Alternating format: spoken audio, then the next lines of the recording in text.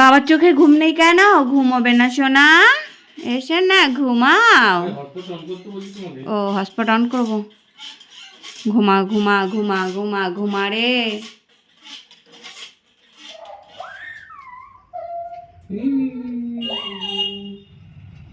এখন রাত 12:30 বাজে। ঠিক আছে,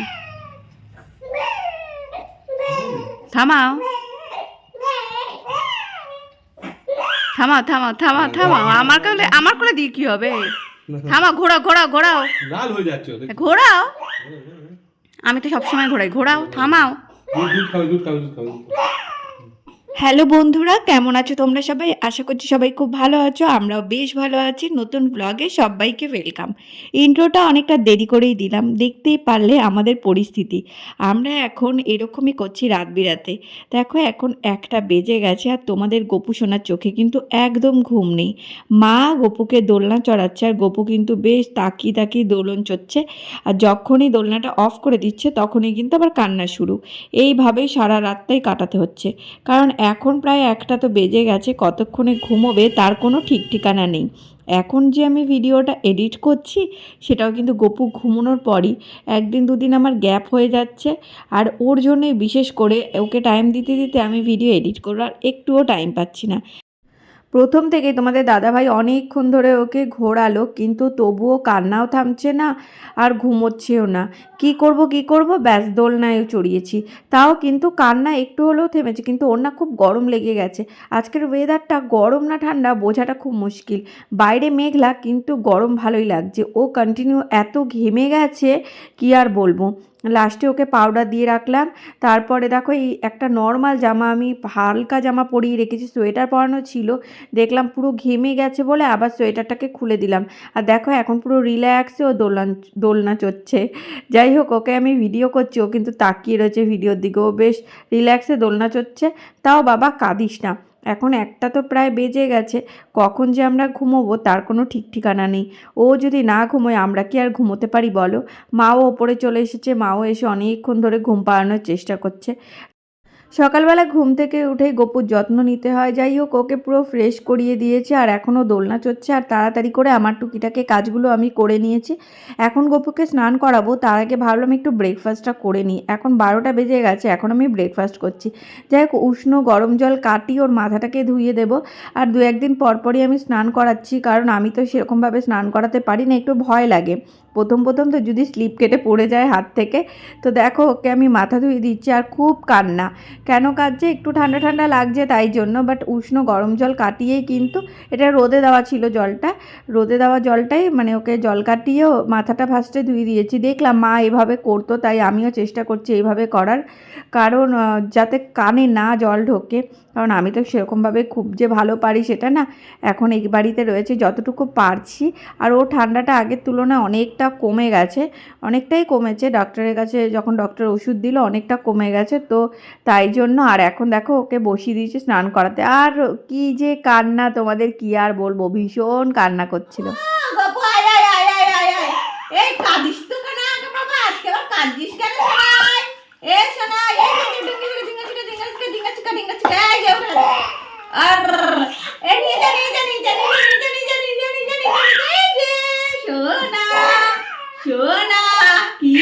স্নান করে ওপরে চলে এসেছি আর তোমাদের গপুও স্নান হয়ে গেছে, দেখলে গপুকেও স্নান করিয়ে ও দাদুর সাথে এখন খেলাধুলো করছে। আর আমার কিছু জামা কাপড় শুকিয়ে গেছে, মানে এত সুন্দর রোদটা দিয়েছে। যাই হোক, সব জামা কাপড় শুকিয়ে গেছে, এগুলো পরে নেবো। এগুলো আজকে একটু আগে ধুয়ে দিলাম। আর নিচে এগুলো সব শুকিয়ে গেছে, তো সব আস্তে আস্তে নিয়ে চলে যাব। আর কালকে একটা ব্ল্যাঙ্কেট ধুয়েছিলাম, যে আমার মোটা ব্ল্যাঙ্কেটটা, ওই ভাবছিলাম যে শুকোবে কি শুকোবে না।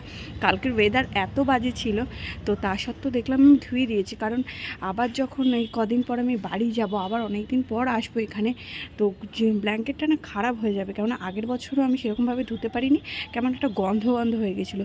তাই জন্য দেখো ব্ল্যাঙ্কেটটা ধুয়ে দিয়েছি, সুন্দর একদম, এটা খুব সুন্দর শুকিয়ে গেছে। আমি সেটাই ভাবছিলাম যদি না শুকোয় তাহলে তো ব্ল্যাঙ্কেটটা আরও নষ্ট হয়ে যাবে। সব পুরোটা শুকিয়ে গেছে, পুরো রোদটা পুরো 5টা অবধি থাকে আমাদের, মানে সকালবেলা 8টার সময় রোদ যদি ওঠে পুরো সারাটা দিন ছাদের মধ্যে রোদটা পাওয়া যায়। তাই জন্য তাড়াতাড়ি করে জামাকাপড়গুলো সব শুকিয়ে যায়। তো চলো জামাকাপড় টুকটাক আছে সেগুলো তুলে নিই। আর তোমাদের গোপুসোনাকে আজকে ভালো করে স্নান করিয়ে দিয়েছি একটুখানি, এই কারণে কালকে ওর ভ্যাকসিন রয়েছে, ওই জন্য আরও ভ্যাকসিনের জন্য আরও স্নান করিয়ে দিয়েছি। কারণ সেদিনকেও স্নান করাতে পারবো না, তার পরের দিন ওর ব্যথা থাকবে, কারণ 3টে ভ্যাকসিন একসাথে নেওয়া তো খুব মানে রিস্ক হয়ে যায়, মানে খুব কষ্ট হয় ওর।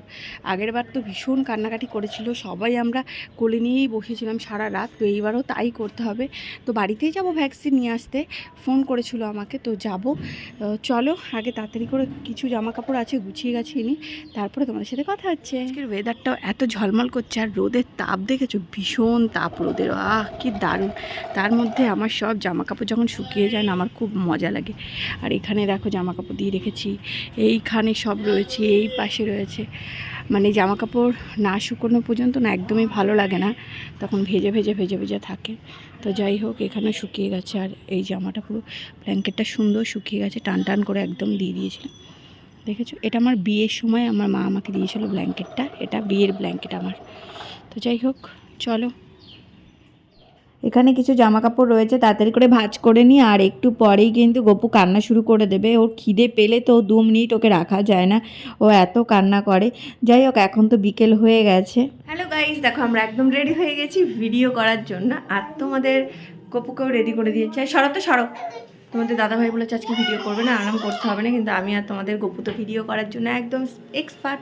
তো আমরা দুজন রেডি হয়ে গেছি। ওই দেখো গপু কিন্তু ক্যামেরার দিকে তাকিয়ে রয়েছে, দাঁড়াও আমার গপুকে নিয়ে নিই আগে কোলে। দেখো মা আর ছেলে আজকে সেম সেম জামা পড়েছি, আমরা যাচ্ছি এখন ভিডিও করতে। দেখো ঠিক ছাদের দিকে তাকিয়ে, এই কি গো, ঠিক দেখো ছাদের দিকে তাকিয়েছে, ছাদে উঠছি তো তাই জন্য ছাদের দিকে দেখো কেমন ঘুরে তাকাচ্ছে ওই দিকে। চলো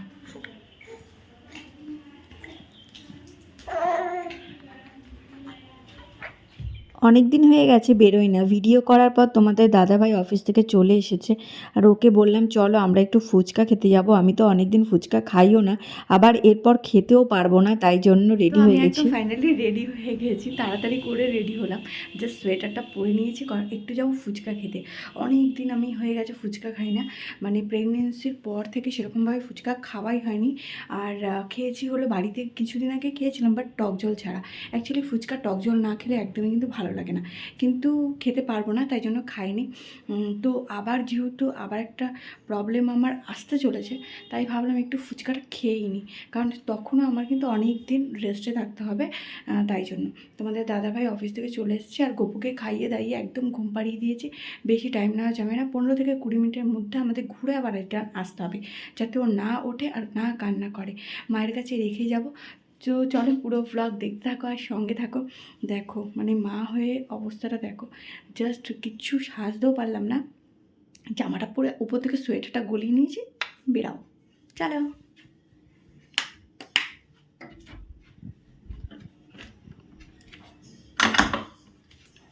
গপু এখানে ঘুমাচ্ছে, দাদু এখানে পাহারা দিচ্ছে। ফোন করবে, ঠিক আছে, ফোন করবে। ঠান্ডা ঠান্ডা লাগছে, তো তোমাদের গপুকে রেখে তো বেরিয়ে গেলাম। চলো আগে ফুচকাটা একটু খেয়ে আসি তাড়াতাড়ি করে, বেশি টাইম নিলে আমাদের চলবে না, জাস্ট হাতে 15 থেকে 20 মিনিট আছে, ওই 15 থেকে 20 মিনিটই, 20 মিনিটও নেই, নিয়েছে অনেকক্ষণই হয়েছে।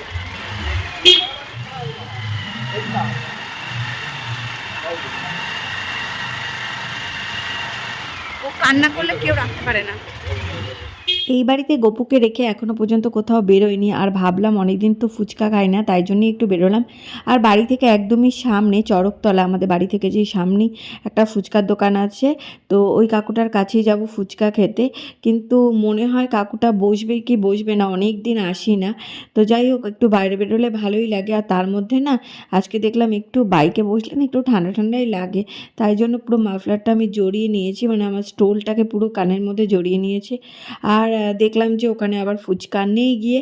তো দেখো এই মন্দিরে হলো এখন আজকে মনে হয় কালী পুজো হচ্ছে, অনেকক্ষণ ধরে দেখলাম যে কালী পুজো হচ্ছে, আর দেখো রাস্তাঘাট কিন্তু একদমই ফাঁকা। তো ওখান থেকে আমরা রিটার্ন আবার বাড়ির দিকেই চলে যাচ্ছি। আর এখানে ফুচকা পাইনি, দুটো ফুচকা যে বসেছিল এই মানে এনাদের কাছ থেকে আমি সেরকমভাবে কোনো সময় খাইনি, তো আর আমার ভালো লাগে না যেখানে সেখান থেকে ফুচকা খেতে। তো কি করব ভাবলাম যে দেখো এখানে একটা ফুচকার গাড়ি আর এখানে একটা ফুচকার গাড়ি, তো আমরা এখান থেকে ফুচকা ফুচকা খাবো না, আমরা চলে যাচ্ছি একটুখানি ইছাপুর স্টেশন। ইছাপুর স্টেশনেও একটা লোক আছে, মানে একটা দাদা আছে, উনিও খুব ভালো ফুচকা বানায়। তো ভাবলাম ওখান থেকেই ফুচকা খাবো, আর একটুখানি ঘোরাও হয়ে গেল। আর গোপুর হাতে, আমাদের হাতে এখনও 10 মিনিট টাইম আছে। আমি তো পুরো ঘড়ি দেখে দেখে যাচ্ছি, আর ও না পুরো টাইম টু টাইমই ওঠে। যদি 9টায় উঠবে বা 10টায় উঠবে, একটা টাইম আছে। ঘুমানোর পরও 1.5 ঘন্টা থেকে 2 ঘন্টা ঘুমোয়, কিন্তু 1 ঘন্টার মধ্যেও মাঝে মধ্যে উঠে যায়। তো টাইম টু টাইম নিয়ে আমরা দেখো চলে এসেছি ইছাপুর স্টেশনে। বাইকটাকে সাইডে রেখে, আর বাড়ির সামনে থেকে সামনে, ফোন করলেও আমরা তাড়াতাড়ি চলে যেতে পারবো। তো যাচ্ছি, অনেক দিন পর কিন্তু ইছাপুর স্টেশনে আসা হলো। আসলাম, আমরা ট্রেনে করে কোথাও যাব না, অনেকদিন পর আসলাম, অনেক না না খুব যে ঠান্ডা সেটা না, ঠিক আছে মোটামুটি।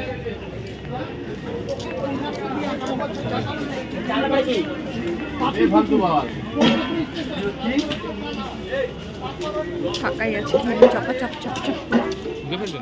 ফুচকা দেখলে কারই না ভালো লাগে, তাই না? অনেক দিন পর টক জল দিয়ে ফুচকা খাবো, তাই জন্য আমি মনে হয় বিরিয়ানির থেকে আমার ফুচকা প্রেমটা আমার কাছে বেশি হয়ে গেছে। আর এই কদিনের মধ্যে, যেহেতু অনেক দিন আমি ফুচকা খাই না টক জল দিয়ে, তাই জন্য। তো দেখো ফুচকা আমি কারোর দিকে না তাকিয়ে আগে তাড়াতাড়ি করে খেয়ে নিচ্ছি, আর মোবাইলটা একটা জায়গায় খুঁজছিলাম যে কোথায় রাখা যায়।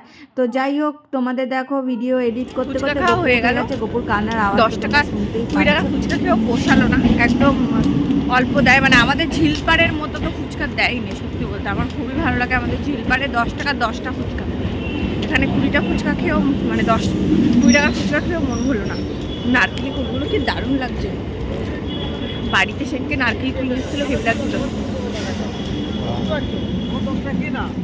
যেতে যেতে স্টেশনের সামনে দেখলাম কি সুন্দর লাল গোলাপ, কি দারুণ লাগছে, তাই না? গোলাপ ফুল বা আদার্স কোনো ফুল দেখলেই জন্য চোখটা একদম আটকে যায় ওখানেই। তো যাই হোক, একটু ভিডিও করে নিলাম। আর তোমাদের দাদাভাই আগের দিন আমাকে গোলাপ দিতে ভুলে গেছিলো না, অ্যাকচুয়ালি একদম টাইম পাইনি ও বাইরে বেরোনো। তো এখান থেকে ঘুরতে যাচ্ছে কাঁপতে কাঁপতে। চলো আজকে ভিডিওটা আমি এখানেই শেষ করলাম, টাটা বাই বাই, সুস্থ থেকো, ভালো থেকো।